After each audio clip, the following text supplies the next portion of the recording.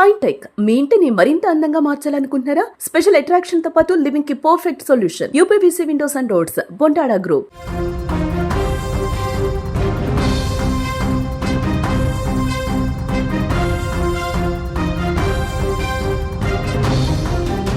ప్రేమించి పెళ్లి చేసుకున్నాడు. 6 కాలాల పాటు తోడుంటానని భాసలు చేశాడు. కానీ 7 నెలలు తిరగక ముందే ఆ ప్రేమ అదనపు కట్నం అనే విషయంగా మారిపోయింది.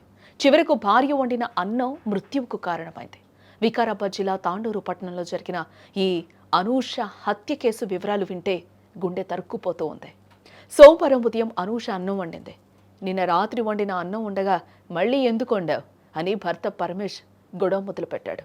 ఈ చిన్న కారణమే అయినా అప్పటికే కట్నం కోసం ఆమెను వేధిస్తున్న పరమేష్ ఆ సాకుతో ఆమెపై విచక్షణరహితంగా దాడి చేశాడు. శరీరమంతా గాయాలవ్వడంతో ఆమె మామ మొగులప్ప అనూషను ఆమె తల్లి వద్ద విడిచిపెట్టడం జరిగింది. అయితే గాయపడిన కూతురిని తల్లి చంద్రమ్మ ఆసుపత్రికి తీసుకెళ్లి వైద్యం చేయించింది.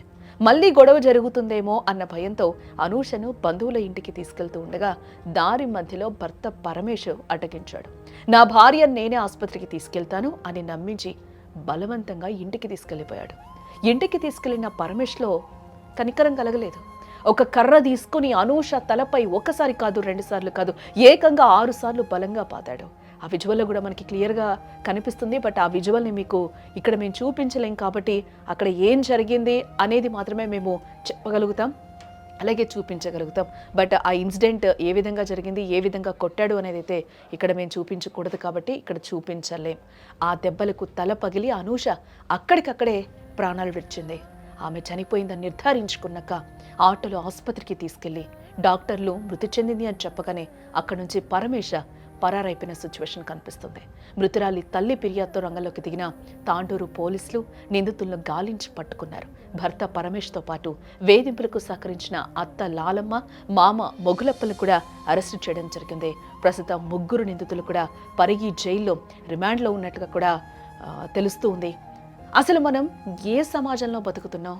ప్రేమించి పెళ్లి చేసుకున్న భార్యను గాయాలు మానకముందే మళ్ళీ కొట్టి చంపడం అంటే అది పక్కా ప్లాన్ ప్రకారం చేసిన హత్య అవుతుంది కదా.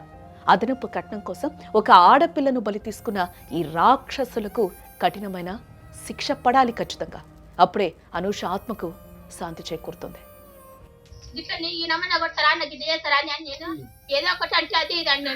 నాకు తెలియదురా, మంచిగా ఉంటారు వాళ్ళు అనే సంసారం లెక్కవాడు. ఇంత మంచి ప్రేమ అన్నాను అని తోలిచ్చి వాడు వాయ పోయినాక నిన్ను 4 అయిందేమో చూడప్పి సారు. 4 అయినప్పుడు దవాఖాన పోయినా నేను శివమోహన్ రెడ్డితో పదం పిల్ల కానీ కలుగపోయినా అన్నం కోసం